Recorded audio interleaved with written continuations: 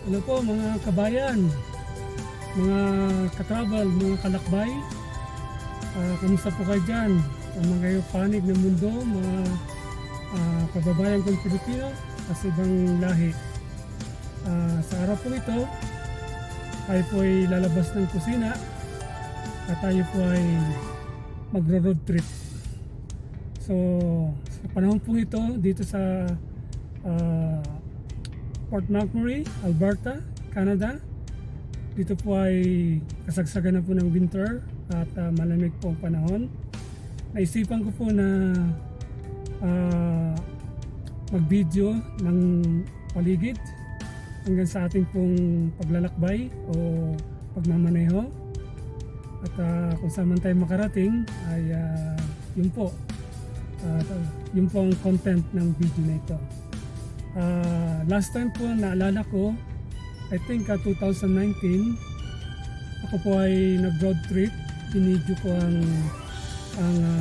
Port McMurray, especially sa downtown, sa Franklin Avenue. Naglakbay tayo papunta ng Barangay Tickwood at umikot tayo ng Barangay Kimberly at bumalik tayo sa downtown. Ano po. Well, sa araw pong ito, nais ko pong magkaroon ng part 2. Noong nakaraan ay hindi pa winter, walang snow, dry season. Pero this time po ay winter season naman. Nakapag-promise ako sa inyo noon na i-video ko pagdating ng winter. So ito na po yun. So I hope po na magustuhan nyo ito, ma-enjoy nyo po. Tara po, tayo po ay maglakbay o magmaneho papunta po sa ating pupuntahan. Kung saan man yun, yun po ang content ng video na ito. Balik po kayo. So ito po mga kalakbay, mga katravel. Tayo po ay umuusad na. By the way, nakalimutan ko magsuot ng seatbelt. Sandali lang. Magsi-seatbelt tayo.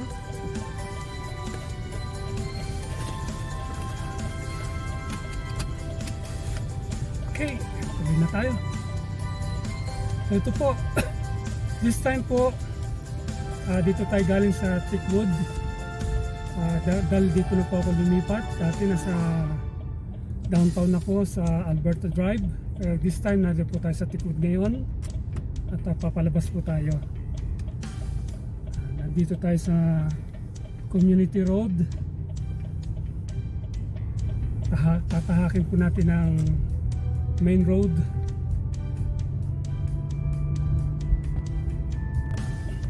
So makikita nyo po dito tayo sa stop. Kita nyo po yung Save on Foods. Yun po yung grocery namin dito. At yung bus, municipal transit.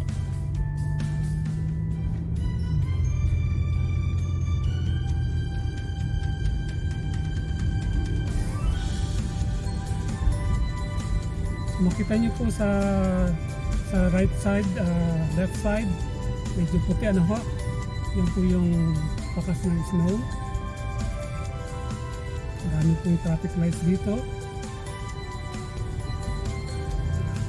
Pag-green tayo, go.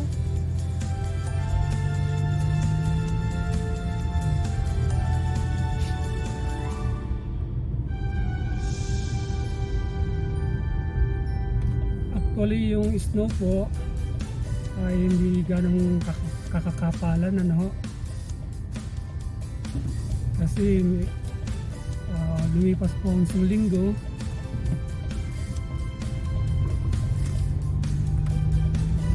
Medyo ang snow ay siyempre natutunaw-tunaw ng konti.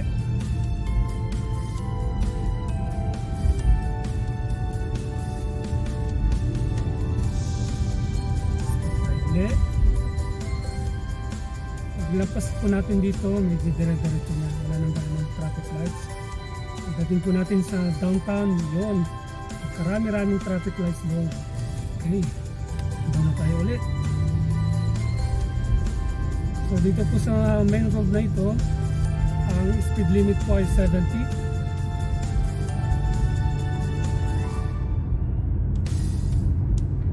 So makita nyo po yung bundok, yung sa gawin din ano ho, puting-puti. Ayan, makapal pang snow dyan.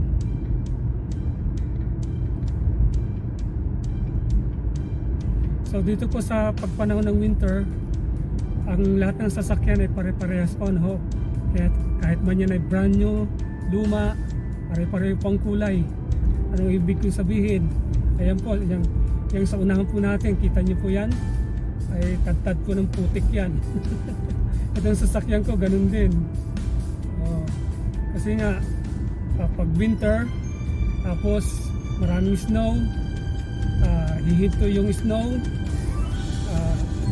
araw, matutunaw yung snow, ayan, pag nagmamaneho ka, tumatalsik yung snow na may halong alikabok, putik. Ay, hindi naman putik, kundi kasi nga yung panang buga ng usok ng sasakyan yan, kaya medyo mangitim-ngitim ano ho. Akala mo putik ang labas. Okay, so ito po, dito tayo sa kung ngayon. Pupunta po tayo ng downtown.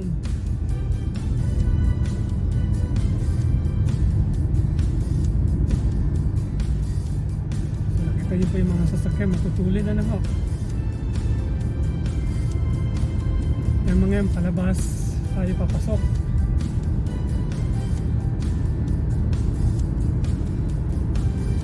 So makita niyo po yung signage, Franklin Avenue, downtown.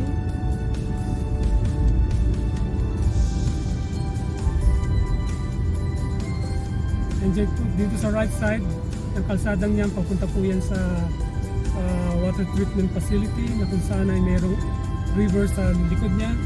Doon po ako nagpipishing. So yan po yung river, makita niyo po ano ho. So dyan po tayo nagpipishing. Ngayon, syempre winter, yellow po yung yung tubig. And walang nagpipishing ngayon. Pagdating ng summer, ayan ho, naglalabasan na naman ng mga fishermen.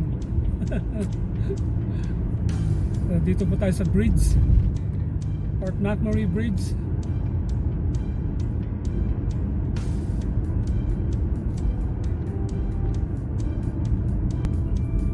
Okay, daan tayo sa maiksing tunnel. Naging tunnel siya kasi nga meron sa taas po ay bridge naman, daanan din ang sasakyan. Okay, nabutan natin yung green lights. Dito tayo. So nandito na po tayo sa downtown. Ano po? Papasok na tayo. Naka-entrada na tayo. Nakapasok na tayo sa downtown Franklin Avenue. Diretso po yan hanggang dito, hanggang doon. Layo-layo ng konti. Pero hindi po tayo dadaan dyan. Shortcut tayo. Lalabas tayo ng inner road. Kasi maraming traffic lights. Nakita niyo po, ang daming traffic lights. Hinto tayo ng hinto dyan. So dito sa dadaanan natin, medyo dire-diretso tayo. Okay, green light. Left turn tayo, left turn.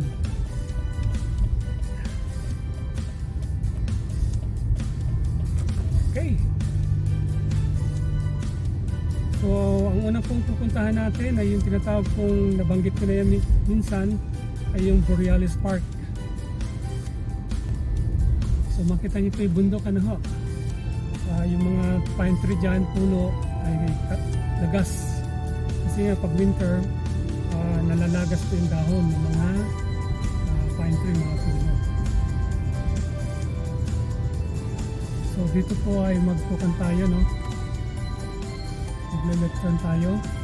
Kasi nga pupunta tayo sa Borealis Park. So, sakto na naman. Green light. Diretso.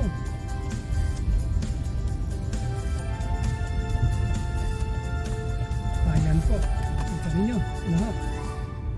Yung ilog, yung river ay puting-puti. Kaya walang, pag ganitong winter, wala pong ganong tao rito. Mangilan-ngilan lang. Yung mga sasakyan na yan na nakapark dyan, may tao dyan sa loob. Alam ko, pag may problema, may problema, may iniisip, may sentimiento, dito po nagpupunta para magmuni-muni o mag-reflection, mag-reflect. So yan. So Pag summer po, no, ang daming tao rito. Okay? Yung bundok na yan, green na green po dyan. Marami nagpipiknik dito. Marami water skiing, boating, kayaking, ano.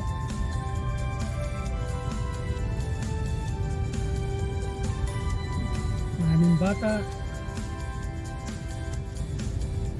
At dito rin po nagpipishing. So dun sa dulo, ay hihintuan natin mamaya ng sandali. Dun po nagpipishing yung mga gusto manghuli ng isda. So ito po yung tinatawag na Borealis Park, ano po.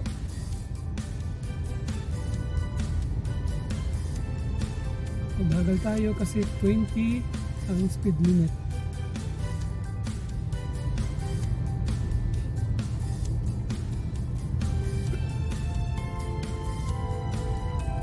Madalas din po ako rito, lalo na kapag meron akong na-stress ako, merong problema sa Pilipinas, mga ganun ba? So dito ako maglalagi, magmumuni-muni. So yan po, nakita niyo. Pwede tayo lumapit ng konti doon.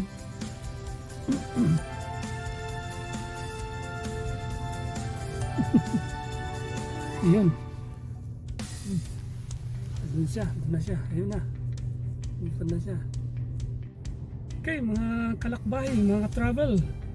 Tayo po ay alis na sa lugar na to. Ayan. Ikot tayo, no?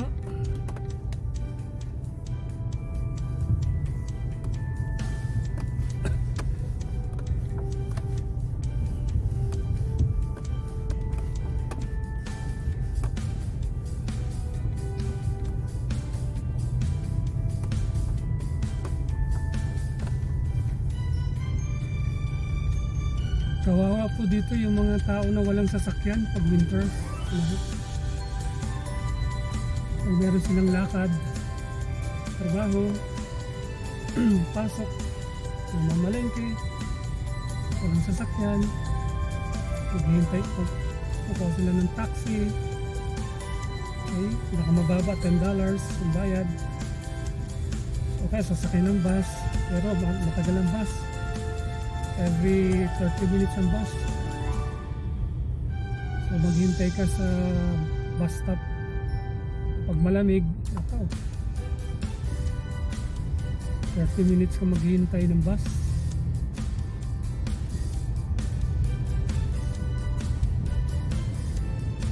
Kaya ako po, pag umuwi ako ng Pilipinas, itong sasakyan ko talagang sinisecure ko. Pagbalik, yung sasakyan ulit. Kasi nga mahirap ang walang sasakyan talaga.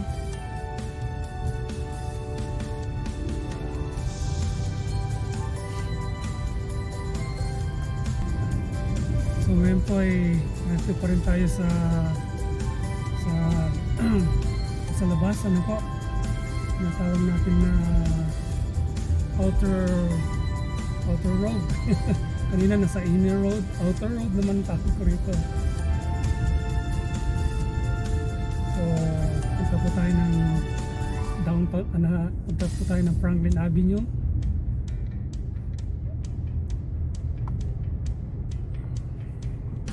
At pupunta po ako sa natawag na Dollar Tree store. Mamimili po ako ng dishwashing liquid. Naubusan po tayo ng malapit na maubos yung ating pong panghugas ng plato.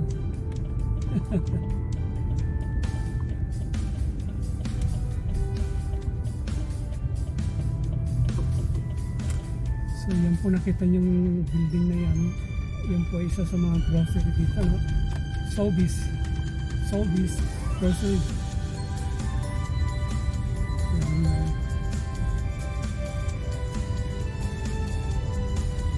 Itong nasa left side ko ay Walmart. Hindi ko lang maipihit itong ating camera, no?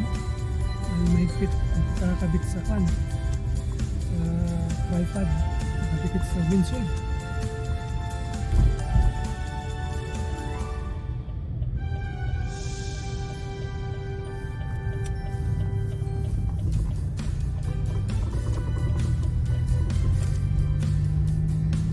Okay, merong tumatawid, ano ho? Ibang lahi. At meron pang kasunod. Ibang lahi din.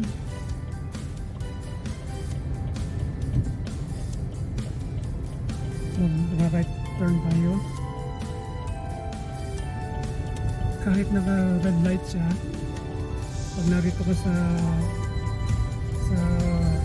pinaka far right side,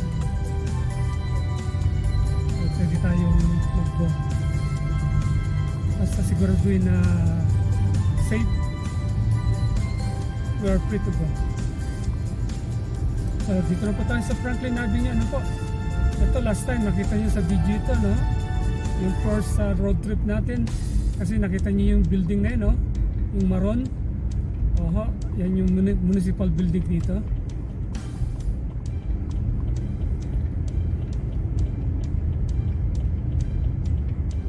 So dito po ang marijuana illegal, ano ho?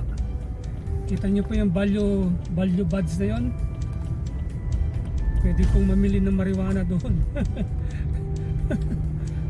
Ibang klaseng bansa na po. Pero hindi tayo namimili niyan. Dati nung kabataan natin, pero ngayon hindi na. Bawal. Kasi nga security guard tayo, random ang drug test. Mahirap na, baka madali tayo, tanggal tayo sa trabaho. Anyway, hindi naman tayo nagkaganon. Good boy na tayo. Ano po? Mayroon tayo ng beer. Yun lang. Okay, wala tayo mapag-parkingan. Okay, hanap tayo dito sa ito. Meron dito. Ayun. So narito po tayo sa Dollar Tree. Yan, makita niyo po yung kanyan, signage. Ano? Dollar Tree. Mura lang po dyan. Mura lang. Pasok po ako sa loob, pero papatayin ko itong video na ha. Mamaya natin i-resume. So mga kalakbay, mga ka-travel, ito po yung nabili ko sa looban ha. Yan ang lime. Tapos yung dishwashing, Dove. Kasi nga, dito kasi pag malamig ng panahon, pag naliligo, nagda-dry yung skin. So kailangan po natin ng moisturizing soap. Yes. Ito ang mini ano bang tawag dyan? Basta yan po.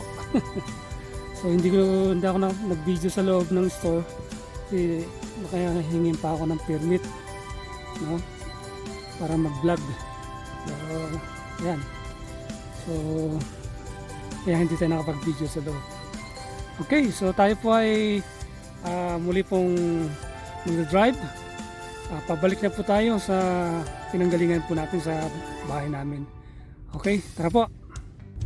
So ito po mga kalakbay, mga ka-travel, ano po, palabas na tayo ng downtown Franklin Avenue. Once again, yan po yung aming municipal building dito. Okay. So, by the way po mga kabayan, mga kaibigan, 12 days to go. Ano po? 12 days more to go ay Christmas na po. So nice ko po kayong bating lahat ng advance Merry Christmas. I hope po na, I wish and hope na ang ating pong Christmas celebration ay mapayapa, maganda, maayos, at tayo po ay bibigyan ng Panginoon ng biyaya at pagpapala na po hanggang sa bagong taon. Okay, so once again po, Merry Christmas po sa inyong lahat. Ito po, tayo ay papalabas na ng downtown.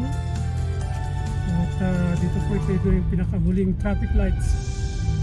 At binabagtas po natin ngayon ang Port McMurray Bridge. 60 kph po tayo ngayon.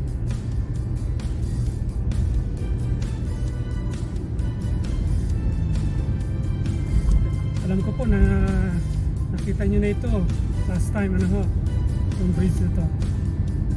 Pero siyempre, para ma-review kayong muli, ay binibidyo pa rin natin.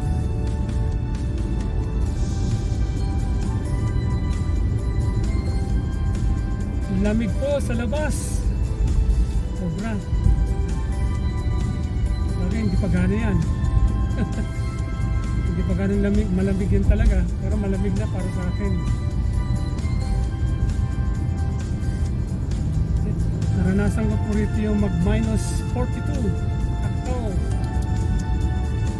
Minus 45. Yung kumukulong tubig, pag hinagis mo sa labas, ay nag-yellow kagad, instant yellow kagad. Ganun po katindi. Pag minus 42, 45. Pero sa ngayon, chill-chill lang muna. Enjoy muna ang lamig. At napakasarap sa pakiramdam. Lalo sa gabi, ano po? Lamig. Sarap matulog. Yung nga lang, lungkot. Walang katabi. Walang kayakap. Anyway, magbabakasyon naman tayo ulit. Malapit na tayo magbakasyon. Sa Pilipinas ako magdaraos ng aking birthday. Ilang taon na nga ba ako? Nakalimutan ko ng taon ko Dito sa Canada, bawal magtanong ng edad. Bakit bawal? Discrimination daw. Pag nagtanong ka ng edad, oh, you're discriminating me, ha? Why are you asking my age? Pero sa atin wala yun. Proud pa nga tayo sabihin kung ilang taon na tayo. Kasi yung iba, yung nagsisinungaling kung ilang taon na sila. Mahiyang sabihin kung ilang taon na. Anyway, so March 2024 will be my birthday again. At hindi ko sasabihin ang date. Baka abangan nyo ako at kayo mo'y hindi po, joke lang. Anyway, so tayo po ngayon ay papanik na ng Barangay Tikut. Yung isang yun, yung truck na yun, tumatakbo yan ng 100. Ang speed limit ay 70 lamang pero 100 ang tinatakbo niya. Pag yan na natsempuhan ng pulis, pull over. Mababang $250 dyan. Ang ticket, nako, $250. Ako natikitan ako minsan dyan sa may school zone, Father Macrudy. 50 lamang speed limit, lumampas ako naging ilan ba yan? 70, 75 $223. Convert natin sa Philippine money, magkano? $100 is 4,000 plus. So 223, makapatakbo siya ng 8,000 plus. Grabe. Sakit sa ulo. Hindi nga, pero biro po mga kabayan, mga kalakbay, mga katravel, ano po. Minsan yung unaware ka, may mga traffic light dito na merong camera. Okay. At meron din namang lugar ng traffic lights na walang camera. Kaya na-tempo po ako doon sa Father Macrudy. Ayun, $223, 8,400 pesos kamo na lang. Limutan ko mag-signal, kadadaldal. Okay mga kaibigan, malapit na po tayo sa ating base, pinaka-base ano po. At malapit na tayo magtapos. I hope po na nagustuhan nyo ang ating pong road trip. At muli po kayong na-review sa lugar po ng Fort McMurray, especially dito po sa ating kinaroroonan. Ayan nyo po, pag meron tayong panahon pa, sa ibang lugar naman. Ano ho? Okay. Pagpunta ko po ng airport, magbibideo po ako pagdating na po ng panahon ng aking vacation, magbibideo po ako. Okay. So in 5 minutes, naroon na po tayo sa ating pinanggalingan.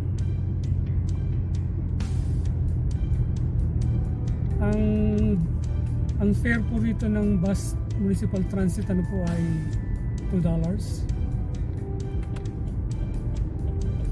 regardless of your destination. Kilometers of your destination is still $200. Ay po, sorry $2. Sobra naman yun. $2. So $1 is 40 pesos. So kung mapatak po siya, mapatak po siya ng 80 pesos.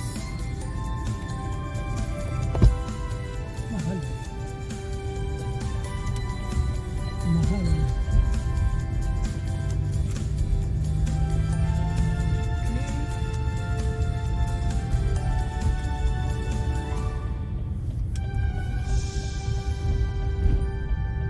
Dito na po tayo sa community.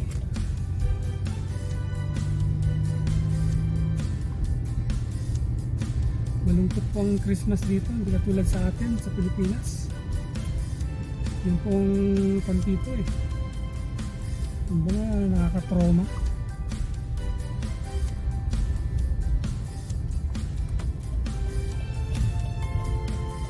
Ito po, kung naalala nyo kanina, yung pinanggalingan natin, ito na po tayo. Yan. Ito po yung garage. Pero may ari lamang autorisado dyan. Kami mga renter. Hindi po. Okay, so mga kaibigan, mga kabayan, mga katravel, kalakbay, sandali po, ipipihit ko lang itong camera. Okay po, mga kabayan, mga kaibigan, mga katravel, kalakbay, once again po, dito po nagtatapos ang ating pong road trip. At maraming salamat po sa inyong pagsama sa akin, sa inyong pong pagtsatsaga sa panonood. I hope po na nagustuhan ninyo ang ating content sa araw na ito. Please po, paki-likes na lang po, paki-share, comment, and subscribe po. Most especially, mag-subscribe po kayo sa aking channel na matulungan nyo po ang inyong Kuya Dan. Okay? So maraming salamat po sa lahat na mag-subscribe at utang na loob po yan sa inyo. Nuts. Okay, so once again po, Merry Christmas and Happy New Year po. Hanggang sa muli mga kaibigan, ingat po kayo dyan and God bless.